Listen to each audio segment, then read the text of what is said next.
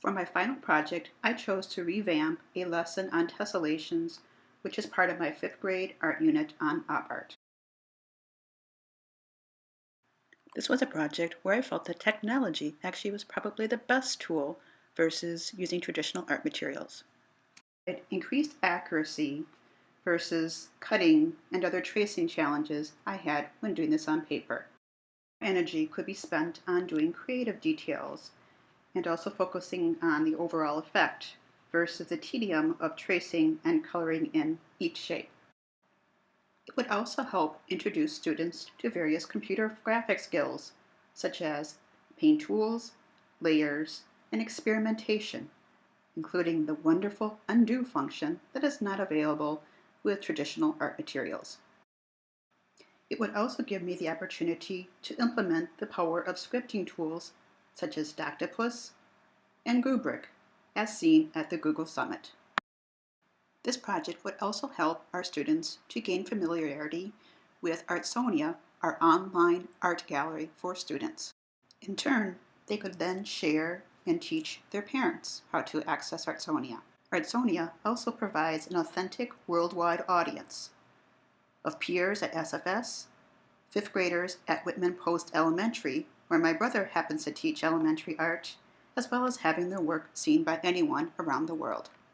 Students would also practice art criticism skills such as how to write a reflective artist statement and how to leave helpful and supportive comments for others, both important digital citizenship skills.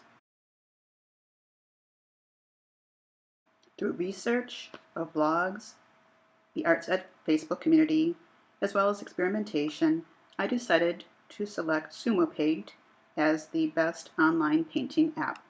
It was free, compatible with Macs, online, so no need to wait for downloads, had the important layers and brush tools, the ability to save and export to other formats, had a fairly simple interface. But if a student chose to work with another program, such as a couple did, that was just fine. I created a video tutorial using Sketch screenshots as well as iMovie. The video was included as part of the Google presentation, which was distributed to every student using Doctopus. Examples of Escher's tessellations were also included.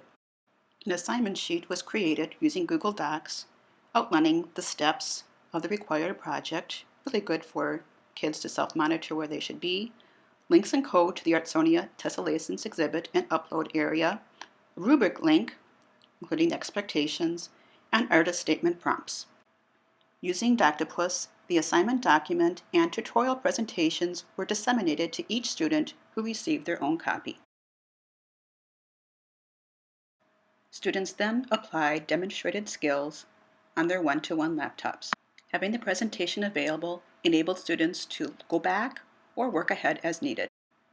Good file management practices were reinforced, something not always intuitive. As the number of layers increased, some students experienced a software bug. Lesson learned: try out the project to its completion and push the tool to see if bugs occur.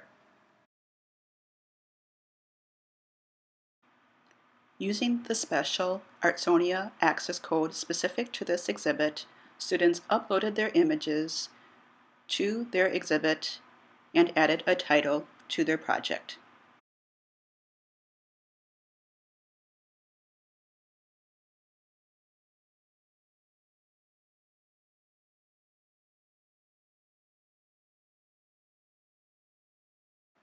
After a class discussion and armed with prompt questions, students went and wrote their artist statement. Leaving peer comments was the next step.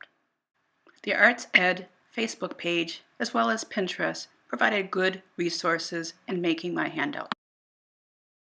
Students were required to comment on a peer's tessellation, as well as commenting on a student's 5th grade work from Whitman Post Elementary. Due to an Artsonia requirement that students under 13 have their comments approved by their parents, I also asked that students email me a copy of what they said. The Artsonia teacher section made it very easy for me to see which students had completed what. As a teacher, I had the ability to approve student artwork, statements, before they were sent for completion. Filling out the rubric and submitting comments, a very easy and efficient process. Students enjoyed reading comments sent by their peers. They also wrote many more comments than were required. So when I saw these comments, some people do think that my artwork's okay, so I kind of enjoyed art a little bit more, and yeah. And so we only were required to make one tessellation. How many tessellations did you end up making and submitting? 4. Because it was really fun and great, yeah, exciting. What made it fun or exciting? Like looking at these comments, and then it was kind of cool. Like it seemed kind of like magic how these ended up really bright and colorful after I tessellated all of it completely.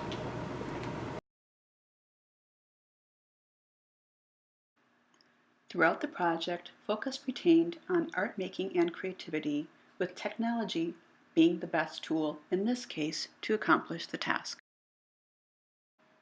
Despite some technology challenges, such as students forgetting where they saved the project, laptop hardware issues, and application bugs, there was an increased rate of student completion. Students enjoyed looking at each other's artwork, writing comments, and reading those submitted by others. Spurred on by encouraging comments by peers or through the rubric, some students submitted multiple projects. There was an increase of commenting and visitors to the school Artsonia web gallery. Students liked seeing what fifth graders at other schools were making in art.